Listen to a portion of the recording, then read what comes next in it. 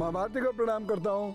आप सबके इस गुरु माता पिता को, अपने इस गुरु माता पिता को प्रणाम करते हुए बच्चों को ढेर सारा लाड प्यार और सब लोगों को सुबह सुबह की राम राम। आज दो बहुत विशेष बात, बच्चों की उन्नति कैसे हो और बच्चों से ज्यादा बच्चों के माता पिता इसको लेकर परेशान रहते हैं, तो बच्चों की उन्नति के क्या उपाय हो सकते हैं, एक तो ये मैं आपको बताऊंगा और दूसरी चीज मैं आपको बहुत जरूरी बताने वाला हूं और वो है वायु। जो हम हवा खींचते हैं ना, ये शरीर में कहाँ जाती है, क्या रोग उत्पन्न कर सकती है और उन रोगों से कैसे हम बच सकते हैं, इसकी चर्चा मैं आपसे करने वाला हूं। और आज का गुरु मंत्र तो बहुत ही महत्वपूर्ण है। तो चलिए बातचीत का सिलसिला शुरू करते हैं, लेकिन सबसे पहले हम जानेंगे आज का पंचांग। तो फटाफट नोट कर लीजिए शुभ और अशुभ मुहूर्त। 24 मई दिन मंगलवार है।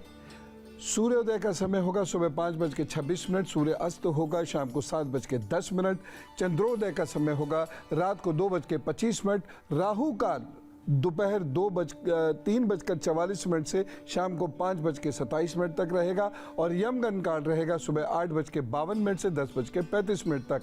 गुलिक काल रहेगा दोपहर 12:18 से 2:01 तक और शुभ कार्यों के लिए अभिजीत मुहूर्त मिलेगा सुबह 11:51 से दोपहर 12:40 तक और अमृत काल मिलेगा दोपहर 2:30 से 4:06 तक। पूजा साधना और विद्यार्जन के लिए विशेष निश्चित मुहूर्त मिलेगा रात को 11:57 से रात को 12:38 तक। तो ये रहे आपके मुहूर्त जिसके अनुसार आप चलेंगे तो अच्छा रहेगा। और अब मैं बताता हूँ मेष, वृषभ और मिथुन राशि का राशिफल। आप दिन भर क्या करेंगे, कैसे करेंगे, कैसे बेहतर कर सकते हैं। मेष राशि, भाषा का बहुत ध्यान रखिएगा, साथ ही साथ कोई दांत की समस्या ना हो इस बात का भी ख्याल रखें और धन बहुत सोच समझकर इस दिन खर्च कीजिएगा, नहीं तो धन की कमी से जूझना पड़ सकता है। इस दिन आप मूंग की दाल का दान जरूर कर दीजिएगा, तो वो कल्याण करेंगे। वृषभ राशि की बात करते हैं। थोड़ा सर की समस्या हो सकती है, थका थका सा शरीर रह सकता है, लेकिन फिर भी समय आपके लिए ठीक है, उचित है, कोई चिंता करने की जरूरत नहीं है। चावल का दान इस दिन जरूर कर दीजिएगा। मिथुन राशि की बात करते हैं। ये समय आपके लिए कुछ कष्ट के बाद सुख लाएगा। दोपहर 12 बजे के बाद आप महत्वपूर्ण कार्य करेंगे तो ज्यादा अच्छा रहेगा। बाकी ओम गणपताय नमः का जप करें, अपने काम पर जुट जाए, प्रभु जी सब ठीक करेंगे। मैं प्रश्न लेता हूं, लेकिन एक नंबर मैं फिर से आपको बता रहा हूं, 9711002266। I repeat 9711002266। ये व्हाट्सएप नंबर है, इस पे अपनी समस्या बता दीजिएगा और मेल भी आप कर सकते हैं gurudev@newsnation.in।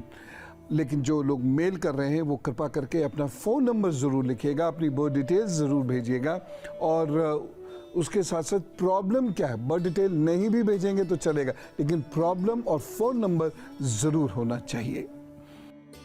सागर जी हमारे साथ हैं फरीदाबाद से, उनसे बात करते हैं। जी राम राम सागर जी। राम राम गुरुदेव, आप कैसे हैं? एकदम अच्छा हूँ, बहुत धन्यवाद। गुरुदेव मेरी माँ हैं, वो बहुत समय से बीमार चल रही हैं। एक के बाद एक नई नई प्रॉब्लम आती जा रही है, बार बार हर तो 2-3 महीने में एडमिट हो जाती हैं हॉस्पिटल में। ओहो, क्या है डेट ऑफ बर्थ? जी, डेट ऑफ बर्थ है 16/8/1969। जी। टाइम है 12:32 दोपहर के। जी। प्लेस ऑफ बर्थ है फतेहपुर बलोच, फरीदाबाद। फरीदाबाद। जी। क्या घर में कोई तनाव है? जी गुरुदेव। उसी की वजह से ये परेशानी है। बहुत ध्यान से सभी लोग सुने, सागर जी तो सुन ही रहे हैं, बाकी लोग भी ध्यान से सुने। जब घर में लंबे समय तक तनाव चलता है तो स्वास्थ्य की गंभीर दिक्कतें होती हैं, माइंड और ब्रेन पर उसका बहुत बुरा असर पड़ता है और माइंड और ब्रेन से जो प्रॉब्लम शुरू होती है ख़ास तौर से चंद्रमा और शनि की वजह से, वह हमारी नर्वस सिस्टम पर बहुत बुरा असर डालती है। सागर जी, आप महसूस भी कर रहे होंगे माता जी के नर्वस सिस्टम पर प्रभाव बहुत बुरा पड़ रहा है। शरीर में भयंकर दर्द और वीकनेस होती होगी और कभी कभी तो इनके प्लेटलेट्स भी एकदम से कम हो जाते होंगे या हीमोग्लोबिन भी इनका एकदम से कम हो जाता होगा। उपाय नोट कीजिए। इनके तलवों पे सरसों के तेल की मालिश रोज़ाना रात को ज़रूर कर दें। उसके बाद गर्दन पर ये इधर भी सरसों के तेल की हल्के हाथ से मालिश नियमित रूप से ज़रूर करें और इनको बोलिएगा ब्राह्मी का सेवन अवश्य कर लें। चिकित्सा सलाह इनको ज़रूर लेनी चाहिए और साथ ही साथ शनिवार के दिन उड़द की दाल का दान इनसे ज़रूर करवा दिया कीजिएगा। ये उपाय करने से मुझे पूरी उम्मीद है बेहतर हो जाएंगे। बच्चों की उन्नति को लेकर माता पिता सब बहुत परेशान रहते हैं। नेचुरल है। एक वक्त तो ऐसा आता है कि बच्चे ही जहान हो जाते हैं, वही सारी दुनिया हो जाते हैं। बच्चों की खुशी और उन्नति में ही सब कुछ ढूंढते हैं पेरेंट्स, लेकिन उनके फेलियर को वो सह नहीं पाते। क्या करना चाहिए? कभी कभी घर का कोई एक ऐसा वास्तु दोष होता है जो घर के बच्चों की उन्नति नहीं होने देता। तोड़वाने की कुछ जरूरत नहीं। मैं सिर्फ पहले आपको कारण बता रहा हूं, कॉज बताने के बाद फिर मैं उसका निवारण भी बताऊंगा। ये देखिए कि उत्तर का जो क्षेत्र है उसमें कोई टॉयलेट तो नहीं, उसमें कोई किचन तो नहीं। दूसरी चीज ये देखिए कि जिस वक्त घर में खाना पकता है उस वक्त मुंह या पूरब में हो या फिर पूरब दक्षिण के मध्य हो। इसके इतर कहीं और चेहरा अगर होगा खाना बनाते वक्त तो दिक्कत होगी। तीसरी चीज ये लीजिए कि घर में पूजा का स्थान, चाहे आप किसी धर्मपंथ को मानते हो, लेकिन घर में पूजा का स्थान बच्चों के बेडरूम में तो नहीं है। क्या बेडरूम में उनके कुछ ऐसी चीजें तो नहीं रहती जिनकी डरावनी प्रकृति हो? एक और चीज देखिएगा, क्या घर में घुसते वक्त कोई गैलरी तो नहीं पड़ती 5-6 कदमों की? 1 या 2 कदमों की पड़ती है, उससे फर्क नहीं पड़ता। 5-6 कदम की गैलरी तो नहीं पड़ती है। अगर ये है तो मैं उपाय आपको बता देता हूं। दूसरी जो बहुत महत्वपूर्ण बात है वह है पितृदोष। जिस भी घर में पितृदोष होगा, और पितृदोष एकदम ठीक नहीं होता, अनेक वर्षों तक लगातार पितृदोष निवारण के उपाय करने के बाद पितृदोष ठीक होता है। तो पितृदोष यदि है तो तरक्की बहुत मुश्किल से होगी। बहुत मेहनत करेंगे बच्चे, तब जाकर चीजें ठीक होंगी। एक चीज और मैं कहना चाहता हूं, और इसे और भी ध्यान से सुन लें। और देखिए, टेलीविजन का एक बहुत बड़ा फायदा मुझे मिलता है। 1 to 1 वो बात कहना बहुत मुश्किल है, लेकिन टीवी के माध्यम से वो बात कहना कितना सरल है। यदि आप अकर्मण्य धन का संचय घर में करते हैं, यानी रिश्वत, भ्रष्टाचार या कुछ भी इस प्रकार का, जो धन मूलतः आपके लिए नहीं है, लेकिन दूसरों का शोषण करके या उन्हें परेशान करके उस धन का यदि आप संचय करते हैं, तो यकीन जानिए बच्चों के साथ अच्छा नहीं होगा। लिख के रख लीजिए और दीवार पे लगा दीजिएगा। ऐसा मान लीजिए कि मैं स्टैम्प पेपर पे आपसे लिखवा रहा हूं। ये कुछ ऐसे ऋण दोष उत्पन्न कर देते हैं कुंडली के अंदर, इससे बचना बहुत मुश्किल होता है। ये माता पिता को इसलिए बताना चाह रहा हूं मैं, क्योंकि इसका उपाय तो माता पिता ही कर सकते हैं। अभी और लक्षण मुझे बताने हैं। ये तो मैंने आपको बताया, अभी और लक्षण, खास तौर से घर में राहु का प्रभाव, वो क्या बुरा करता है बच्चों के लिए, ये मैं अभी आपको बताता हूं, लेकिन उससे पहले कर्क, सिंह और कन्या राशि का हाल जान लीजिए। तो फटाफट नोट कीजिए कर्क, सिंह, कन्या राशि का हाल और उपाय। कर्क राशि, स्वास्थ्य का थोड़ा सा ध्यान रख के चलना होगा। मन उदास रहेगा। ध्यान कीजिए, दीपक जलाइए और या फिर लोगों को जल पिलाइए। जो भी उपाय आप कर सकते हो ये जरूर करिएगा। ऐसे लोगों के साथ बैठिएगा जो खूब हंसी मजाक करते हैं और अच्छी अच्छी बातें करते हैं। सिंह राशि, इस दिन आपके घर गृहस्थी में कोई परेशानी हो सकती है। रिश्ते नातों के साथ या आपके जो पार्टनर्स हैं उनके साथ कोई परेशानी हो सकती है, उसका विशेष रूप से ध्यान रखिएगा।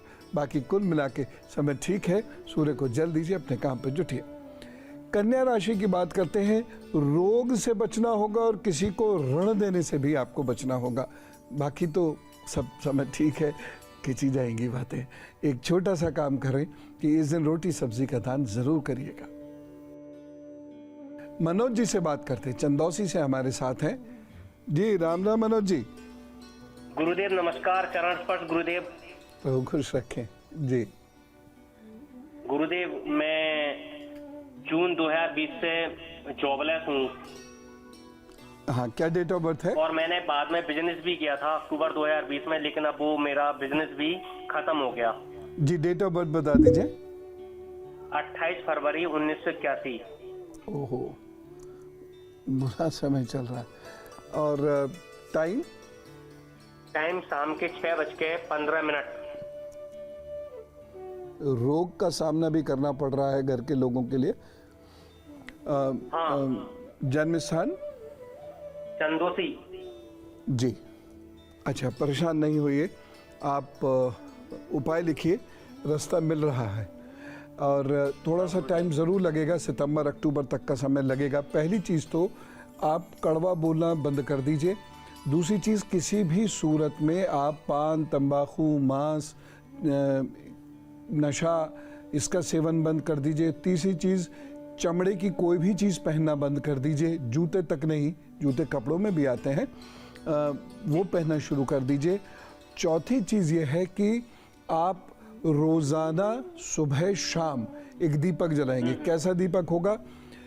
गाय के उपले को लीजिएगा, छोटा सा उपला लें, उस पर कपूर डालें, उस पर गाय का घी डालें और उसको प्रज्वलित करने के बाद जो भी आपके इष्ट हों, वैसे भगवान विष्णु या उनके किसी रूप की आपको पूजा करनी चाहिए।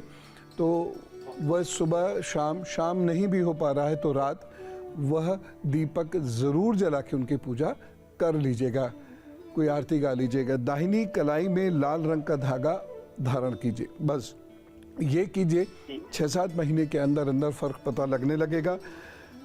मैं तो यही आपको सलाह दूंगा कि अभी आप नौकरी की ही कोशिश करें, लेकिन सितंबर के बाद आपको बिजनेस की फिर से अपॉर्चुनिटीज़ मिलेंगी, तो आप फिर से बिजनेस की तरफ जा सकते हैं। तो निराश मत होइए, ये रास्ता है, प्रभु जी सब ठीक करेंगे।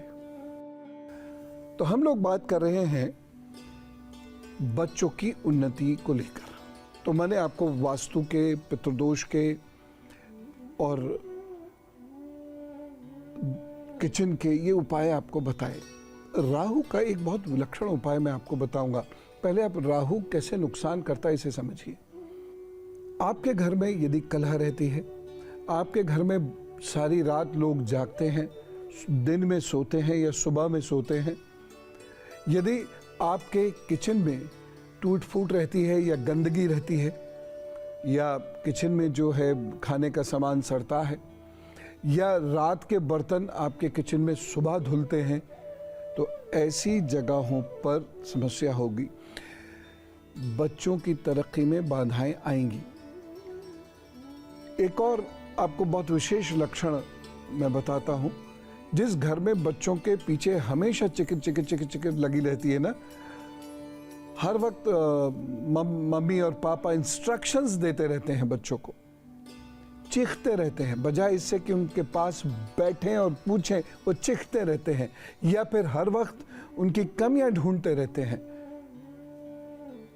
उस घर में राहु का वास होता है और उस घर में बच्चों के लिए बड़ी परेशानी का सामना करना पड़ता है और ऐसे बच्चों के सेटलमेंट में बहुत दिक्कतें आती हैं।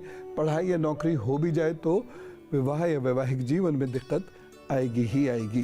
तो इस वाले राहु को हमें बाहर निकालना है, इसे बाहर का रास्ता दिखाना है।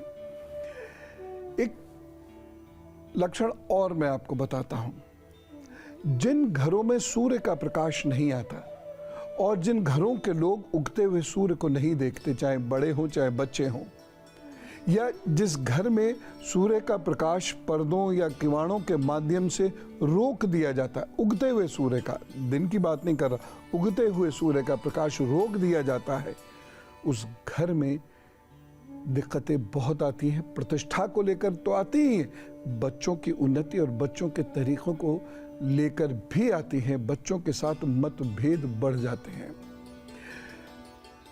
जिन घरों के अंदर बच्चों का, खास तौर से निर्धन बच्चों का तिरस्कार होता है, एरिस्टोक्रेसी हमारे खून में घुल चुकी है, इसलिए हम अपने बच्चों के अलावा बाकी को तो कुछ समझते ही नहीं। हाँ, हमारे समकक्ष लोग हो या पैसे वाले हो तो एक अलग बात है, लेकिन जिन भी घरों में बच्चों का तिरस्कार होता है, उस घर के बच्चे भी अपनी जिंदगी में तरक्की नहीं पाते। अब बचेंगे कैसे इन सब चीजों से, ये मैं अभी आपको बताता हूं, लेकिन उससे पहले जानना जरूरी है तुला, वृश्चिक और धनु राशि का हाल और उपाय। तुला राशि के लोगों को इस दिन थोड़ा संभल कर चलना है। मन में दुर्भावनाएं आ सकती हैं और उसकी वजह से आपको भयंकर प्रॉब्लम हो सकती है। साथ ही साथ दौड़ते भागते, उछलते कूदते, सीढ़ियां उतरते भी आपको बहुत ध्यान रखना होगा, हाथ पैर में चोट ना लग जाए। लेकिन समय अनुकूल है, इसलिए चिंता ना करें, चीजें बेहतर जरूर होंगी। आपको थोड़े से हेल्थ को लेकर भी इश्यूज आते दिखाई दे रहे हैं और इन सब से बचने के लिए सबसे बढ़िया तरीका है दुम दुर्गाय नमः मैया का जप कीजिए और थोड़ी देर ध्यान करके फिर अपने काम पे जुट जाइए। वृश्चिक राशि की बात करते हैं। वृश्चिक राशि के लोगों के लिए स्वास्थ्य को लेकर समय अच्छा नहीं है, धन को लेकर समय अच्छा नहीं है, लेकिन तरक्की फिर भी हो जाएगी। किसी व्यक्ति की मदद से आगे बढ़ने का मौका मिल जाएगा। ओम हंग हनुमते नमः का जप करें और अपने काम पर जुटे, लेकिन वाहन बहुत ध्यान से चला। धनु राशि के लिए इस दिन सर, गला, गर्दन और पेट, इसका ख्याल रखने वाला दिन है। बाकी पढ़ाई लिखाई, अचीवमेंट्स के लिए समय अनुकूल है, चिंता ना करें। इस दिन 5 फलों का दान कर दीजिएगा, तो सब ठीक करेंगे। समर्थ जी से बात करता हूँ, वाराणसी से हमारे साथ है जी। राम राम। हाँ, राम राम, प्रणाम गुरु जी। जी, तो बात करके अच्छा लगे। कैसे हैं आप? अच्छा हूँ एकदम, बहुत धन्यवाद। हाँ गुरु जी, मेरा नाम समर्थ राज दुबे है। हम प्लेस ऑफ बर्थ बनारस। हाँ। और डेट ऑफ बर्थ 20 अक्टूबर 2003 और टाइम 3:20 शाम में PM। जी जी। मुझे हेल्थ रिगार्डिंग बहुत इश्यू आ रहे हैं और पढ़ाई में कंसंट्रेशन का दिक्कत हो रहा है, तो उसके बारे में जानना था। हार्मोनल डिस्टर्बेंस है, कोई इशू की प्रॉब्लम नहीं है, कोई ऐसी गंभीर बात नहीं है। उपाय लिखिए, तनाव लेना बंद करो। कितने लोगों के तनाव लिए फिरते हो आप दिन भर? अपनी जिंदगी व्यक्ति से नहीं संभलती। एक दो मोटी मोटी चीजें ठीक हैं आपके करियर वरियर की, बाकी बहुत ज़्यादा तनाव मत लीजिए और ख़ास तौर से दोस्तों के चक्कर में कोई तनाव मत लेना, बहुत नुकसान में रहोगे हमेशा। और तीसरी चीज़ ये है, अपनी हड्डियों का ध्यान रखो। हड्डियों को मजबूत करने के लिए चिकित्सीय सलाह ज़रूर ले लो।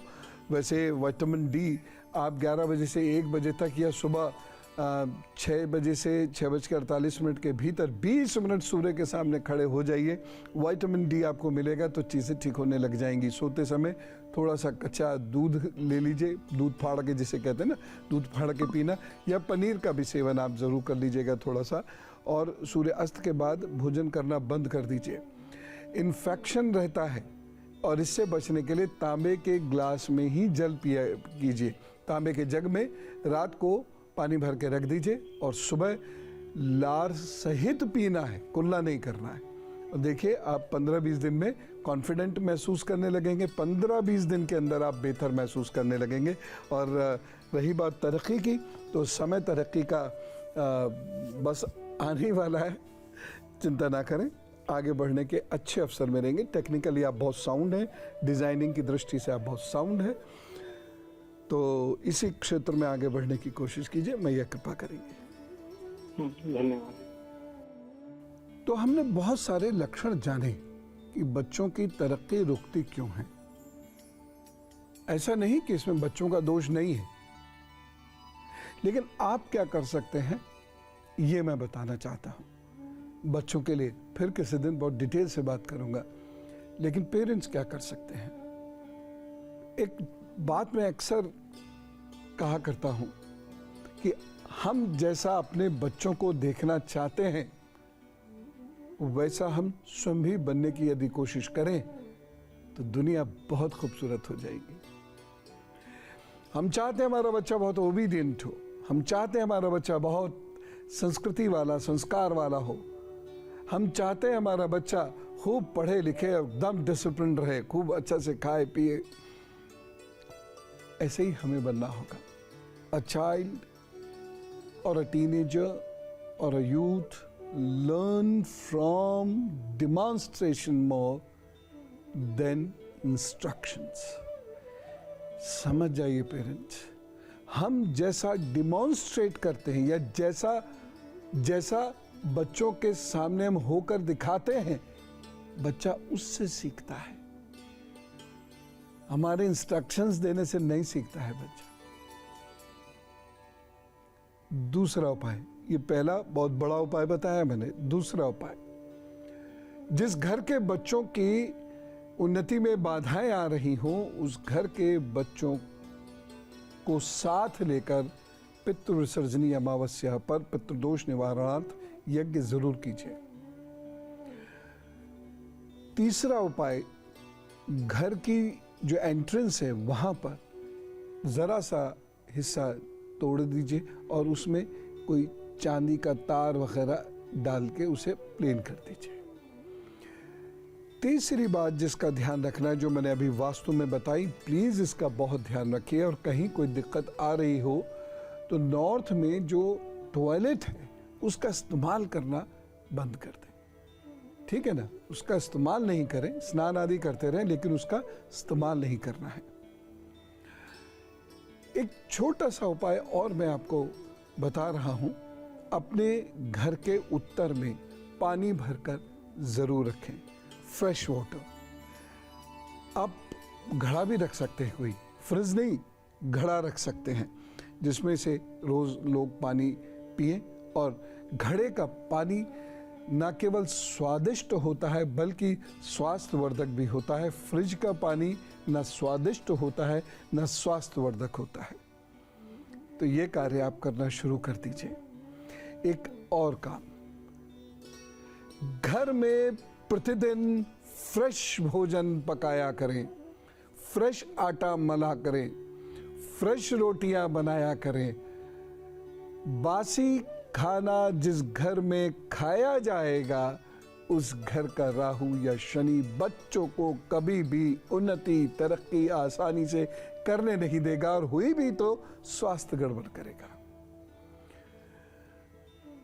बच्चों को आप चाहे कितने बड़े आदमी हो, लेकिन बच्चों को कहिए कि वह उनके कार्य स्वयं करें। अपने जूते वो स्वयं साफ करें, अपने कपड़े वो खुद लगाएं, और सुबह शाम का दीपक वो जरूर जला दें। ज्यादा पूजा ना भी करें, सुबह शाम का दीपक वो जरूर जला दें। यदि आपके घर में वो सारे लक्षण हैं जो मैंने अभी बताए, या उसमें से कुछ लक्षण भी हैं जो मैंने अभी बताए हैं, तो ऐसे घर में प्रतिदिन चिड़ियों के लिए दाना पानी अवश्य निकलना चाहिए। और शनिवार के दिन बहुत सेवा भाव से कुष्ठ रोगियों की सेवा करनी चाहिए किसी भी रूप में। बस ये आप करना शुरू कीजिए और देखना आपके घर में परिवर्तन होगा। लड़ाई झगड़ा और ये सब तो रुकेगा ही, बच्चों के अंदर विशेष परिवर्तन आपको देखने को मिलेंगे। जो बाधाएं उनकी उन्नति तरक्की में आ रही हैं, चाहे उनके व्यवहार की वजह से आ रही हैं या किसी और कारण से आ रही हैं, वह दूर होनी शुरू होंगी। बस दो बात और मैं कहूँगा कि जो धन आपका है नहीं उसे घर मत लाइए। वो धन घर आ तो जाता है लेकिन विष फैला देता है पूरे घर के अंदर। आप सर्वे कर लें, बाहर से ज़रूर दिखेगा लखपति करोड़पति अरबपति हैं, नंबर 2 का पैसा लेके इतना ये कर लिया वो कर लिया। बच्चे लेकिन बिगड़ते हैं, क्योंकि सबसे बड़ी सजा माता पिता के लिए क्या है? उनका स्वास्थ्य ना, उनके बच्चे। अगर वो अच्छे हैं तो घर बैठे स्वर्ग मिल गया, जीवित रहते स्वर्ग मिल गया, और अच्छे नहीं हैं तो जीते जी नरक है। और बच्चों से थोड़ी दोस्ती कीजिए, हर वक्त उनको इंस्ट्रक्शंस मत दीजिए। आशा करता हूं ये उपाय आप बहुत ध्यान से सुनते लिखते होंगे। हर उपाय लाखों रुपए के रत्न पहनने से नहीं होता, ये मेरा अनुभव है। अब मैं आपको बताता हूं मकर, कुंभ और मीन राशि का हाल। मकर राशि, स्वास्थ्य का बहुत ध्यान रखें। गर्दन से पेट तक का जो हिस्सा है इस दिन उसका बहुत विशेष रूप से ध्यान रखना है। यात्रा होगी, हो सकता है उससे कोई फायदा ना हो, कहीं आप जाएं, हो सकता है उससे लाभ ना हो, लेकिन फिर भी जाएं जरूर, आगे काम आएगा ये जाना। विद्यार्थियों के लिए इस दिन कमर कस के पढ़ाई करने वाला दिन है, यानी खूब मेहनत करने वाला दिन है, आपको बहुत लाभ होगा। व्यापारी वर्ग के लिए, गृहिणियों के लिए स्वास्थ्य की दिक्कत तो दिख रही है मुझे, लेकिन लाभ भी होता हुआ दिख रहा है। सफेद रंग का धागा दाहिनी कलाई में धारण करें या चंदन का तिलक मस्तक पर धारण करें और अपने काम पर जुट जाएं। कुंभ राशि, ये दिन आपके परिवार के लिए थोड़ा सा कमजोर दिखाई दे रहा है, इसलिए अपने परिवार का बहुत ख्याल रखिएगा। अपने परिवार को इस दिन समय दीजिएगा, साथ ही साथ वाहन बहुत ध्यान से चलाइएगा। नमः शिवाय का जप करें, फिर काम पर जुट जाएं। मीन राशि, बार बार सोचेंगे ये करूं ये करूं ये करूं ये करूं, और उसी में वक्त बीत जाएगा। ऐसा नहीं करना है। एक विचार लेके चलिए, उसी विचार पर टिकिए और मेहनत करिए। मूड थोड़ा सा खराब होगा तो जल पीजिए और अच्छे लोगों के साथ बैठिए, कुछ अच्छी कथाएं पढ़िए। हाँ, यम नचिकेता संवाद पढ़ लीजिए, ध्रुव संवाद पढ़ लीजिए। अपने आप आपके मन को बल मिलेगा, शक्ति मिलेगी। या श्री राम जी के बारे में पढ़ लीजिए, मन को शक्ति मिलेगी। कोई अच्छा भजन सुन लीजिए और फिर काम पर जुटिए। इस दिन भोजन हल्का लीजिएगा, फल या गन्ने का जूस आदि खूब लीजिएगा। बसंत जी हमारे साथ हैं उड़ीसा से, उनसे बात करते हैं। जी राम राम बसंत जी। जी नमस्कार। नमस्कार, बताइए। हाँ जी, यही तो गुरुजी से बात करने का था। जी मैं बोल रहा हूँ, बताइए। जी वही पैसा को लेकर थोड़ा समस्या घर में बहुत चल रहा है। क्या डेट ऑफ बर्थ है? सर यही तो हमारा पिताजी महापिताजी किया नहीं सर। डेट ऑफ बर्थ बता दीजिए। डेट ऑफ बर्थ नहीं, डेट ऑफ बर्थ नहीं है सर। अच्छा, एक काम कीजिए, कोई बात नहीं, कोई बात नहीं, कोई बात नहीं। आप मुझे बहुत जल्दी से एक डिजिट बताइए। क्या चीज? एक अंक बोल दीजिए जल्दी से। 6। देखिए 6 लिखा है। अब आपको क्या करना है, उपाय लिख लीजिए। आपने रोजाना आटे का दान करना है। दूसरा उपाय जो आपने करना है वो ये है कि घर के उत्तर में प्रतिदिन आप एक ताज़े पानी का भरा हुआ बर्तन रखेंगे और उसमें नारियल रख दिया करेंगे। उड़ीसा में आप रहते हैं, नारियल खूब मिलता ही है, तो ये उपाय 2 कर लीजिए। क्या रखा जी? घर के उत्तर में बर्तन में जल में नारियल, बस इतना कर लीजिए और प्रभु आपको देखिएगा 5-6 महीने के अंदर चीज़ें बेहतर होने लगेंगी। और अब उनकी बात जिनका है आज जन्मदिन, तो सबसे पहले जन्मदिन शुभेच्छा। आपके आगे आने वाले 12 महीने बहुत मेहनत वाले हैं और ख़ास तौर से अप्रैल तक का जो समय है इसमें बहुत मेहनत करनी है, लेकिन तरक्की होती दिखाई दे रही है। उपाय के तौर पर आप अपने जूनियर से, सबॉर्डिनेट से या अपने घर में जो काम करने वाले लोग आते हैं इनसे अच्छा व्यवहार करें। उपाय नंबर 2, बच्चों को कभी कभी चॉकलेट बांट दिया करें या उनको काला जाम जो रसगुल्ला टाइप मिठाई नहीं होती है गरम गरम करके खाते हैं, वो उनको ज़रूर बांट दिया करें यदा कदा। और तीसरा उपाय जो बहुत महत्वपूर्ण है वह दाहिनी कलाई में काले रंग का धागा अवश्य बांध लीजिएगा। आज ही बांध लीजिए और जब खराब हो तो उसको किसी भी दिन दोबारा नया बांध दीजिए। बस इतना सा उपाय आप करते रहिए, आपके आगे आने वाले 12 महीने अच्छे बीतेंगे। बहुत शुभकामनाएं। जैसा मैंने आपसे कहा था कि जो वातावरण की हवा हम अंदर लेते हैं ये बहुत महत्वपूर्ण होती है और ये शरीर में व्याधियां भी उत्पन्न कर सकती है, व्याधि से मुक्त भी कर सकती है। इसीलिए पोल्यूशन का सब लोगों को ध्यान रखना चाहिए। अगर हम ये सोचें कि केवल सरकार के एफर्ट से ही पोल्यूशन खत्म हो जाएगा, हम बहुत गलत हैं। ये असंभव है। हर व्यक्ति को पोल्यूशन के विरुद्ध, प्रदूषण के विरुद्ध एक लड़ाई लड़नी होगी। हम लोग इन महत्वपूर्ण मुद्दों को लेकर बिल्कुल जागरूक नहीं रहते। मैं आपको 5 प्रमुख वायु बता रहा हूं और उसका शरीर पर क्या असर होता है वह बता रहा हूं। सबसे पहली वायु है प्राणवायु। सांस वही आ रही है नाक से, लेकिन वो अंदर 5 भागों में बट रही है। तो प्राणवायु यहां से यहां तक का जो हिस्सा होता है, ये हिस्सा ये प्राणवायु का है और उसमें भी खास तौर से ब्रेन। तो जिन लोगों का ब्रेन कमजोर पड़ रहा है, इसका मतलब प्राणवायु उनके अंदर या तो प्रॉपर नहीं आ रही है या प्रदूषित आ रही है या उनके लंग्स कमजोर हैं, जिसकी वजह से वो गहरी प्राणवायु नहीं खींच पा रहे हैं। और इसी वायु को दुरुस्त करने के लिए हम क्या करते हैं? प्राणायाम। प्राणायाम करना शुरू करिए।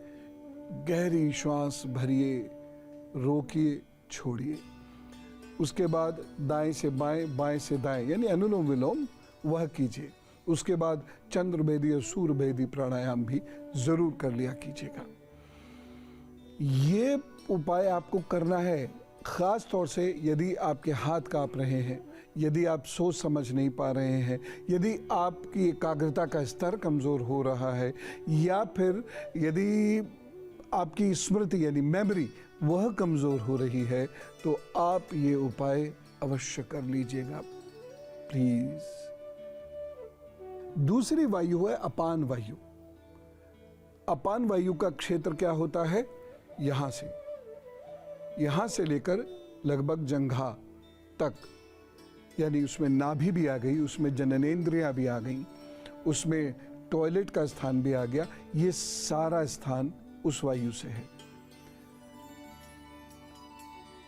अब यदि किसी की अपान वायु डिस्टर्ब हो जाए तो उसे इतने हिस्से के रोग होंगे।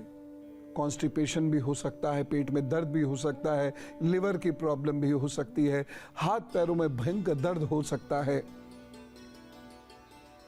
पेट में दर्द हो सकता है, अल्सर हो सकता है, कोलाइटिस हो सकता है। ये सारी परेशानियां हो सकती हैं और इसके पीछे पीठ में भी दिक्कतें हो सकती हैं। क्या करना है? वही प्राणायाम। धीरे धीरे ये समाप्त होने लगेंगी, परेशानियां समाप्त होने लगेंगी। तो ये जो वायु है कितनी महत्वपूर्ण है ना? गैस की भयंकर प्रॉब्लम वो ठीक हो जाती है केवल प्राणायाम करने से। अगली वायु है समान वायु। शरीर में अग्नि होती है, ऐसी लपट वाली नहीं होती है, लेकिन अग्नि होती है, जठराग्नि। इसी से ही भोजन पचता है। इसीलिए कहते हैं कि खाने के 1 घंटे तक हमें जल नहीं पीना चाहिए, क्योंकि जो जठराग्नि होती है वो शांत पड़ जाती है और उसके बाद डाइजेस्टिव सिस्टम हमारा ख़राब हो जाता है। तो ना खुद लें ना घर के बच्चों को पानी लेने दें। जिन लोगों को भी गैस की प्रॉब्लम है या खाने के बाद बहुत भारीपन लगता है या पित्त बनने लगता है, वह लोग भोजन के 1 घंटे के बाद जल लें। आप बहुत हल्का महसूस करेंगे और भोजन बहुत तेजी से पचना शुरू हो जाएगा। तो ये जो समान वायु है ये यही करती है। इसलिए क्या कीजिए, प्राणायाम। क्योंकि अगर आपने प्राणायाम नहीं किया और आपको एसिडिटी की या डाइजेस्टिव जूसेस की प्रॉब्लम है, डाइजेशन की प्रॉब्लम है, अपच होता है, एसिड बनता है, तो आप प्राणायाम कीजिए, बहुत ज़बरदस्त असर बहुत जल्दी दिखाई देगा। चौथी वायु है उदान वायु। उदान वायु गले के लिए बहुत ज़रूरी है। आपको अच्छा वक्ता बनना है, उदान वायु नियंत्रित करनी होगी, उदान वायु प्रखर करनी होगी। गले की खराबी रहती है, उदान वायु प्रखर करनी होगी। जिन लोगों को चेस्ट में या ब्रेस्ट में किसी किस्म की दिक्कत आती है, उनकी भी उदान वायु बिगड़ी हुई होती है। और उसके साथ साथ ये वाला जो हिस्सा होता है नाभि के आसपास का, यहाँ की जो समस्याएं हैं ये भी उदान वायु की वजह से होती हैं। इधर पीछे पीठ में कभी कभी नसों की खिंचने की दिक्कत होनी शुरू होती है, ये भी उसी से है। उपाय क्या है? प्राणायाम। लेकिन ये प्राणायाम कैसे करना है, कब करना है, ये भी मैं बता देता हूं। 5वीं जो वायु है वो व्यान वायु है। व्यान वायु पूरे शरीर में, जैसे इसका नाम आएगा व्यान, उसके नाम से स्पष्ट है, पूरे शरीर में इसका वास होता है। और ये क्या करती है? ये पूरे शरीर में फ्लेक्सिबिलिटी क्रिएट करती है। और अगर ये खराब हो तो पूरे शरीर में स्टिफनेस आती है, हाथ पैर में भयंकर दर्द होना शुरू हो जाता है, नींद नहीं आती, लोग नाड़े बांधते हैं, कपड़े बांधते हैं, पैर ऐसे करके दबाते हैं, स्वेलिंग पैरों में आने लगती है, उत्साह, जीवन के प्रति उत्साह कम हो जाता है, बोलने का मन नहीं करता, बोलते हैं तो सही नहीं बोलते। क्या करना है? प्राणायाम करना है। अब सही कब करना है, कितने समय करना है और कहां करना है? जिस जगह पर पोल्यूशन हो वहां प्राणायाम करने से लाभ नहीं होगा। प्राणायाम ब्रह्म मुहूर्त से लेकर सूर्य उदय के 45 मिनट के भीतर तक करना चाहिए, बस यही समय है। ब्रह्म मुहूर्त में किया गया प्राणायाम सर्वश्रेष्ठ होता है। ध्यान भी लग जाता है, कभी कभी शरीर में तरोताजगी आती है, हार्मोनल सिस्टम ठीक होने लगता है, TSH हमारा दुरुस्त होने लगता है, उसके बाद टॉन्सिलाइटिस की प्रॉब्लम्स ठीक होती हैं, जठराग्नि हमारी ठीक होने लगती है, शरीर में स्फूर्ति आती है, जिंदगी जीने का मन करता है, बोलने का मन करता है, और हम जब बोलते हैं तो अच्छा बोलते हैं। इसलिए ये वायु बड़ी महत्वपूर्ण है। तो समय मैंने आपको बता दिया, स्थान मैंने आपको बता दिया, कम से कम आधा घंटा रोज कर लें। और ये तो बुजुर्ग भी कर सकते हैं, जमीन पर बैठ के कर लें तो बहुत अच्छी बात, नहीं तो शुरुआत कुर्सी से करें और धीरे धीरे आप देखिएगा कि आपको यहाँ जमीन पर बैठने में भी दिक्कत नहीं होगी। आज परम गुरु की बात से गुरु मंत्र निकालते हैं।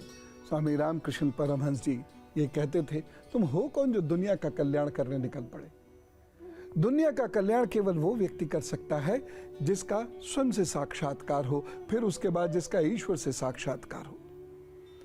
अगर व्यक्ति के अंदर ईश्वर का वास जागृत रूप में नहीं है तो वह किसी का कल्याण नहीं कर सकता। इसीलिए जब तुम दुनिया के कल्याण के लिए निकलो, जब तुम परिवार से आगे बढ़कर समाज और देश के कल्याण के लिए निकलो, तो सबसे पहली चीज है तुम्हारे भीतर का शिव जागृत होना चाहिए। बात कुछ शब्दों की है लेकिन बहुत गहरी है, खास तौर से वो लोग जो समाज सेवा करना चाहते हैं या कुछ बड़ा कार्य जीवन में करना चाहते हैं, उस बात को आत्मसात करें। तो आज हमने खूब ढेर सारी बातें की। आशा करता हूँ ये सारी बातें आपने कहीं नोट करी होंगी। ये बातें जो आप सुन रहे हैं ये औरों को भी कहिए, सुने। सद्विचार जब फैलता है या कुछ लोग जब सद्विचार फैलाते हैं तो एक समय ऐसा आता है जब बुरा विचार दब जाता है और सद्विचार समाज को बल देना शुरू करता है। आपका दिन शुभ हो। राम राम, नमस्कार, भारत माता की जय।